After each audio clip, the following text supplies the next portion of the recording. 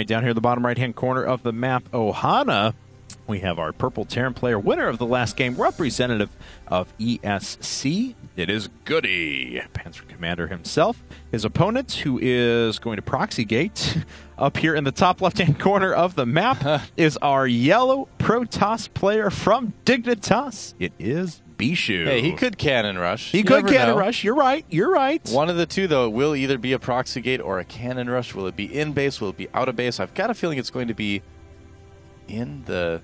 Well, let's just find out. All right. I'm not going to make calls. Oh, he's going right in the base.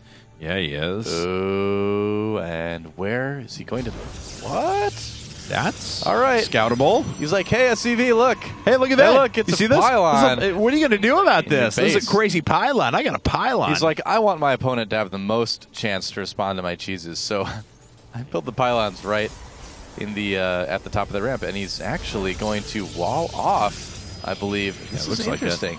This is this is, okay, so it is just going to be like obviously a one-gate cheese here, but done in an interesting way.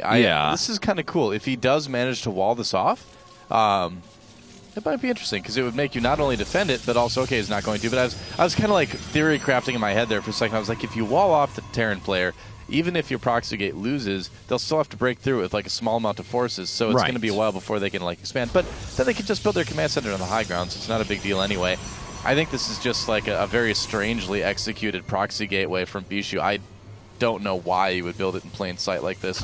If there's any Protoss player out there that knows, please tweet at me at GoSudoa on Twitter. He should have dropped the pylon right here as well, so we would have minimized the surface area that was actually being attacked by that pylon. First Zealot is on the way, being chrono boosted out, but there's only one pylon remaining now, so an extra one coming up. Having to spend a lot of money on these pylons as well. No kidding, and we have a Marine coming out already as well. So, the gateway is unpowered, but the Zealot does get out. It's losing health pretty quickly. Goody's starting to pull back those forces ever so slowly, just waiting for that Marine.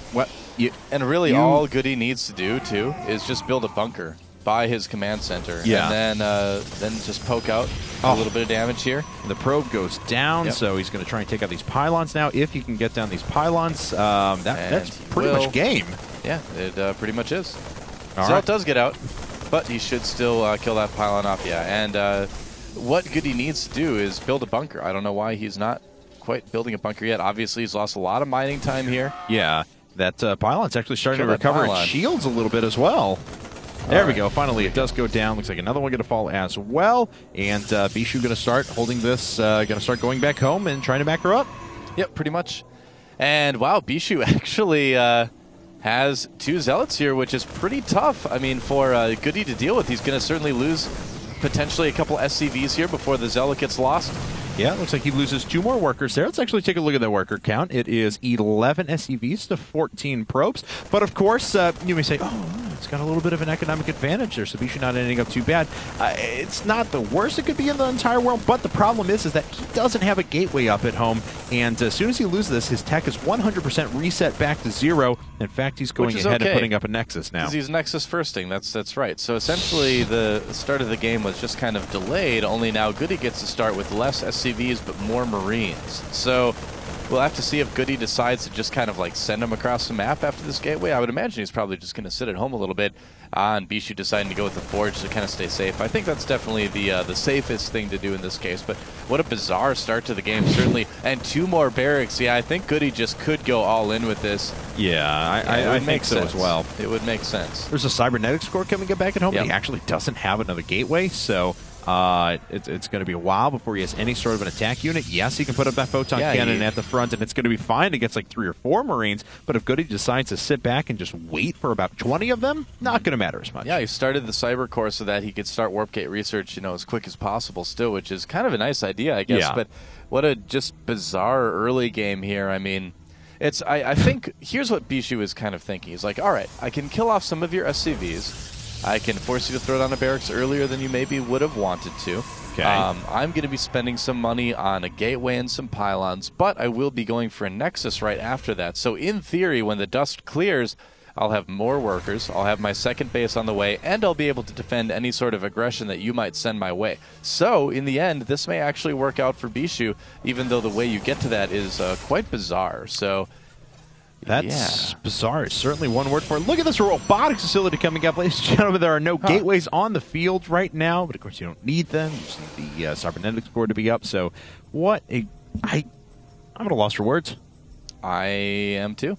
I think he might just be planning on, well, let's talk about what he could do.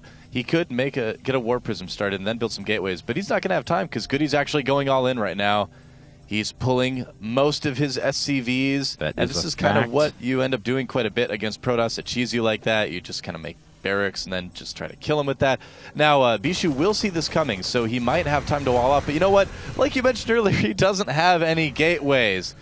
He has no gateways. He has no units. He's going to be able to get a Immortal out, I guess, but that's what it's going to be. But Artosis is proud of that pylon. There we go. There's a second one finally. Okay, so here comes GoOdy. He's going to be able to buffer quite a bit of damage with these SCVs potentially, and if these gateways fall, that is going to be more or less checkmate. Now, there are a lot more probes than SCVs here, so they could do as much, but we'll see. If he can stop that pylon before the Immortal comes out, even though Immortals aren't very good against Marines. That's true, yeah. They're just not. All right, so the Immortal is out. He does depower the robotics facility, and that is plenty of Marines to handle that Immortal. Can't make anything else. He's going to have to, just lose a lot of probes here. What a strange game, and I think it's going to end up going in favor of GoOdy. That's about all she wrote, actually. And GoOdy controlling pretty well here. That Immortal does have 6 kills. Doesn't matter. GG. There's the GG. And GoOdy's like, I accidentally a game.